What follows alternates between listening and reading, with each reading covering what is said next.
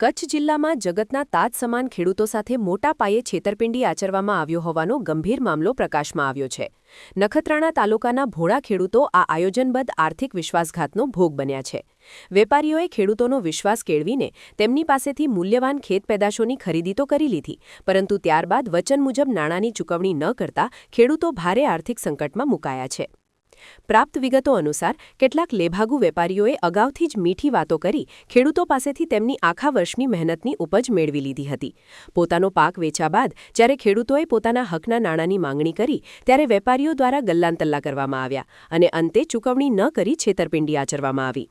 પોતાના પરસેવાની કમાણી ન મળવાના કારણે નખત્રાણાના સ્થાનિક ખેડૂતોને પારાવાર આર્થિક નુકસાન સહન કરવાનો વારો આવ્યો છે, જેનાથી કૃષિ પર નિર્ભર પરિવારોની આજીવિકા પર ગંભીર અસર પડી છે. આ ખુલ્લા અન્યાય સામે ભારે રોષ વ્યક્ત કરતા છેતરાયેલા ખેડૂતોએ એકજૂટ થઈને જિલ્લા સમાહર્તાને એક વિસ્તૃત આવેદનપત્ર પાઠવ્યું છે. આ રજૂઆતમાં તેઓએ સમગ્ર કૌભાંડની ઊંડાણપૂર્વક તપાસ કરી કસૂરવાર વેપારીઓ સામે કડક કાયદાકીય પગલાં લેવાની ઉગ્ર માંગ કરી છે. ન્યાયની અપેક્ષા સાથે ખેડૂતોએ વહીવટીતંત્રને અપીલ કરી છે કે તેઓના અટવાયેલા નાણાં સત્વરે પરત અપાવવામાં આવે, જેથી તેઓને આ આર્થિક ફટકામાંથી ઉગારી શકાય.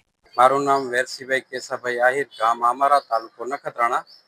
અમો દ્વારા આજે તમામ ખેડૂતો જે આજે અંદાજિત 100 જેટલા ખેડૂતો જે અમારા બાજુના ગામ દેસલપર ગુતલીના વેપારી પેઢી જે નામ છે આપણે હિતેશ વિઠ્ઠલદાસ બારુ ઠક્કર તથા કનૈયાલાલ જમનાદાસ વિઠ્ઠલદાસ ઠક્કર, સાવન કનૈયાલાલ બારુ અને વિરલ જમનાદાસ બારુ, એ તમામે આપણે વેપારી પેઢી ચલાવે છે. ખેડૂતો પાસેથી ખેત પેદાશોની જણસો વર્ષોથી લે છે. જે અમે વર્ષોથી એમને ખેત પેદાશની જણસો આપતા હતા, પણ ગયા 12 મહિનાથી અમારાથી છેતરપિંડી કરી અમને અમારા પૈસા આપતા નથી. જે ખેત પેદાશોના પૈસા હતા તે આપતા નથી અને અમને ધમકી આપે છે કે ભાઈ હવે પૈસા અમે નહીં આપીએ, તૂટી ગયા છીએ અને જો વધારે માંગણી કરશો પૈસાની તો અમો દ્વારા તમને વ્યાજ વટાવના કેસમાં ફસાવશું, અન્યથા દવા પી અને એને દવા પીને તમારા ઉપર ખોટી ફરિયાદો પણ કરશું, એવી અમોને ધમકી આપેલ છે. અને ખેડૂત બિચારો ક્યાં જાય?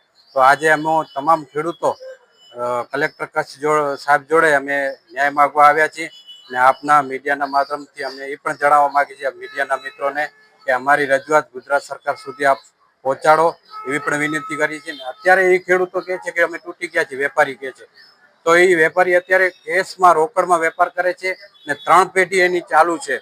રમા ઇલેક્ટ્રોનિક્સ જે અત્યારે એ પેઢી ચાલુ છે, રમા એન્ટરપ્રાઇઝ ચાલુ છે અને Thakar Velji Vitthaldas general merchant and commission એજન્ટની પણ પેઢી ચાલુ છે અને અત્યારે રોકડમાં વેપાર કરે છે. અને અમોને અમારા પૈસા માગવા જતા અમોને પૈસા આપતા નથી ને ધમકી આપે છે કે તમને ફસાવી નાખશું. તો અમારે ખેડૂતો ક્યાં જાવ?